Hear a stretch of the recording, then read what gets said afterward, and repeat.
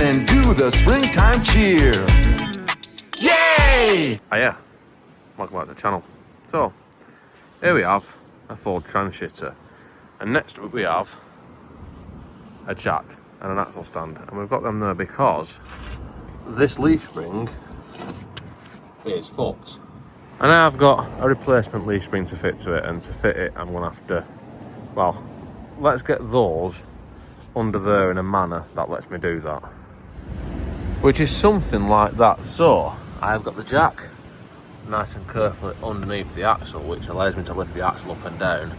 And before putting this axle stand under here, as you can see there, it is nice and carefully fitted.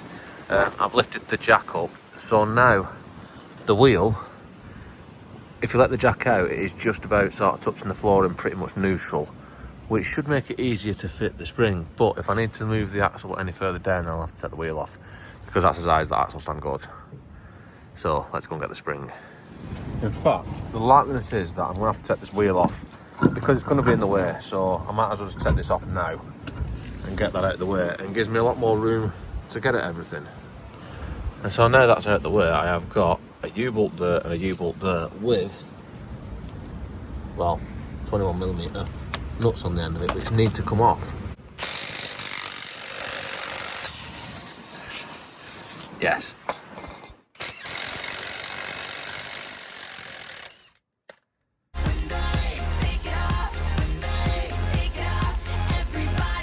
And now I've got those 4 nuts off there, which means that those U-bolts will just obviously just pull out with your hands.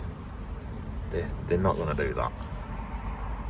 So I've put the nuts back on a little bit, and I'm going to put that socket there like that, and then I'm going to have to hold it and then swap the end of that socket very hard, which probably still won't move it. And of course it didn't. But that did. Yes.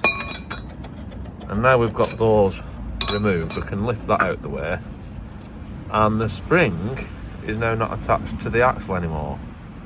So we need to disconnect it from there and disconnect it from there.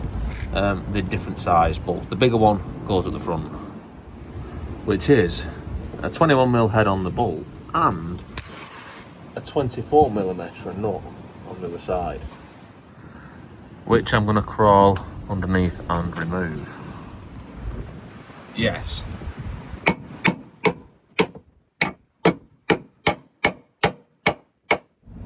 And that is that bolt out. Yes. And now of course I need to remove the one at the back, which is an 18mm on one side and a 21 on the other side. And it's going to be a bit of a struggle because I'm going to be lying down under there and I can't get the buzz gun onto it. So I will come back when that is out. Yes. And now the spring isn't actually mechanically attached to the vehicle. When I drop this down a little bit, I should be able to just remove it. Yes. So now I need to go and get the new one and put the new one around here. Obviously it's not bolted into place. The big bolt goes through the bigger hole, which is the front one, and that's the one I'm going to put in first. Now it's going to involve a little bit of wrestling, so I'm going to do that off camera and I'll come back when I've done that.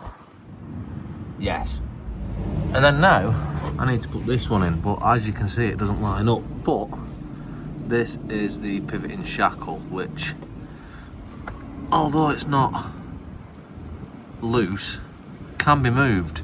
So once again, this is going to require a little bit more wrestling. I have to get that pushed this way, obviously using the incorrect tool to do so. I'm going to struggle a bit more with that off camera, and then I'll come back when I've got that one in. Yes. And now with that in and that in, we can go ahead and put our U-bolts back in and put this back on here, which is just the opposite of taking them out, really.